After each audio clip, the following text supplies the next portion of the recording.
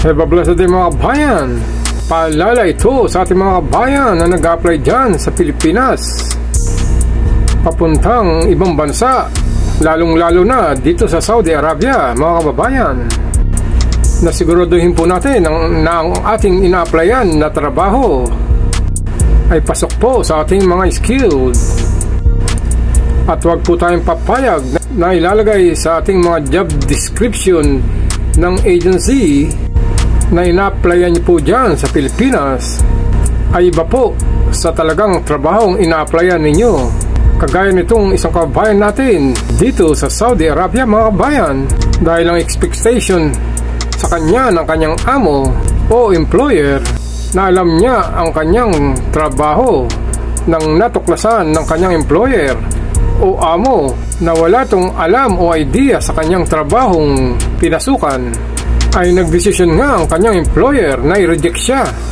Para nga sa actual interview ni Kabayan Bong Concha, panoorin po natin ang video na ito, mga kabayan. Nag-apply ka. Ano ang in-applyan mong trabaho? Labor ang in-applyan mo. Kaso ang in-offer sa'yo? Driver. Kaso marunong ka bang magmaneho? Marunong na sir kasi Paanong marunong? Nung tinaray ako ng father niya.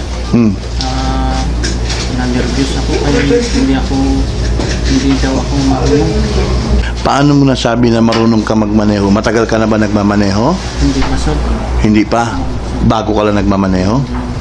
Ano ang regular mo na trabaho sa Manila? Manila sir, yung agency. Anong trabaho mo doon? Bali, farmer ako sir. Farmer. Okay, so nagtrabaho ka bilang farmer, apply ka sa Manila, ibinigay sa iyo ng trabaho ng agency ay driver. Sinabi mo ba sa agency na hindi mo alam ang driving?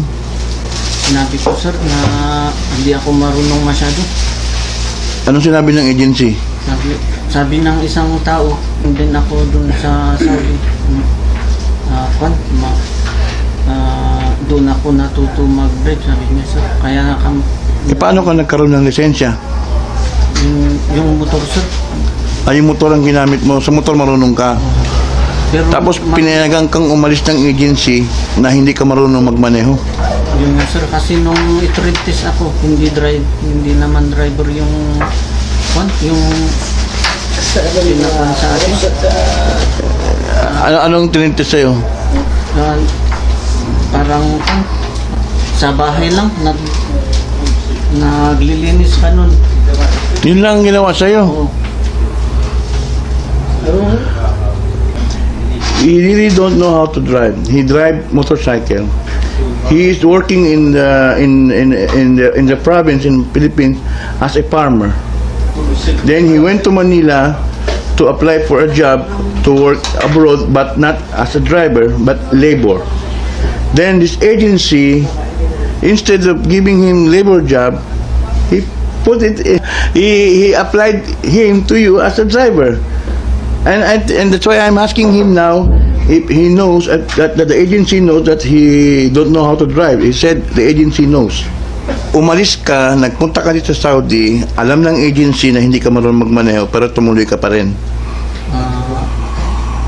Ang alam nila sir, alam kong magmaneho kasi alam mo magmaneho dahil sinabi mo sa kanila. Kasi nung sabi ng isang doon, recruiter, tinanong ko sa kanya kung mag-trade test ako doon, yung driving ng actual. Pero nung nag-trade test kami doon, hindi naman actual na driver. Ano lang ang ginawa sa'yo? Pinaglilinis kami lang sa loob ng Okay, pagdating mo dito sa Saudi, nalaman ng employer mo na hindi ka marunong magmaneho. Ano ang sinabi mo sa kanya? Wala kang choice. You have no choice, kaya tumanggap ka. So nakiusap ka ba sa kanya na huwag kang uuwi? Nung tinry ako ng tatay niya, hindi ako marunong kaya ni-reject ako sir. Nag-try yung tatay niya sa iyo mag-drive ka, hindi ka marunong kaya hindi ka. Nung binigyan ka ng chance ng amo mo magtrabaho dito, so Ano ang ginawa mo? Nag-aral ka ba maigi mag-driving? Nag-aral ka pa? Nung mag-drive kasi nag-out to country siya. Parang tiniwala niya sa akin, sa Pakistan, sa akin yung So nag-aral ka na magmaneho? validad. Pero natuto ka ba? Kung natututo naman ako sa Know that you have to be honest. Yes, huh? So he felt sorry. He's sorry for his action. Yeah, I just want you to be honest. Okay? Pakiusap namin na huwag kayong pupunta rito sa Saudi na mali ang iyong nasa kontrata. Ang halimbawa natin dyan, kung kayo ay driver, dapat marunong kayo magmaneho na pupunta sa Saudi Arabia. Or kung ano man ang trabaho na inyong papasukan. Huwag yung alam nyo, kayo ay ganito, tapos pagdating sa Saudi, iba ang gagawin yung trabaho dahil mahihirapan lang kayo.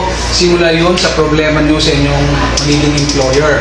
Sa mga agency naman dyan sa Pilipinas, sana ay maging tapat tayo sa ating tungkulin na tumulong sa mga nagbabalak maging OFW na sana tulungan natin sila na maging tama ang kanilang mga gawain. Turuan natin sila, i-prepare natin sila ng maayos dyan sa Pilipinas para pagdating dito sa Saudi Arabia ay magampanan nila ang tungkulin na inaasahan ng kanilang mga magiging employer. So ganun nga mga kabayan, katulad nga sa napanood nating video, maging paalala ito sa ating mga kababayan na nag-apply dyan sa Pilipinas. Nasaan man kayo nagpaplanong pumunta sa ibang bansa, ay wag na wag po tayong papayag na kung sa tingin niyo po ay mali ang nakalagay sa kontrata. Dahil kung sakaling magreklamo sa inyo ang inyong employer sa trabaho ang inyong gagawin, dahil hindi niyo po nagagawang tama ang inyong trabaho, may karapatan po ang mga employer na i-terminate po kayo on the spot. At lagi po natin ilagay sa ating mga isipan na hindi basta-basta ang proseso ng mga papeles at pagpabalik-balik sa agency dyan sa Pilipinas sa panahon na nag-a-apply kayo. Tapos sa isang iglap ay basta-basta lang kayo mapapauwi dahil sa ganitong mga kadahilanan na hindi nyo alam ang inyong mga trabaho na inyong gagawin sa inyong mga employer, mga kabayan. Kaya siguraduhin po natin na skilled po talaga natin ang a-applyan natin papuntang abroad. At kung bago lang po kayo sa aking maliit na channel, paki-like at subscribe nyo lang po para updated po kayo sa aking mga video ilalabas, mga kabayan. Maraming salamat sa inyong panonood. To God be the glory.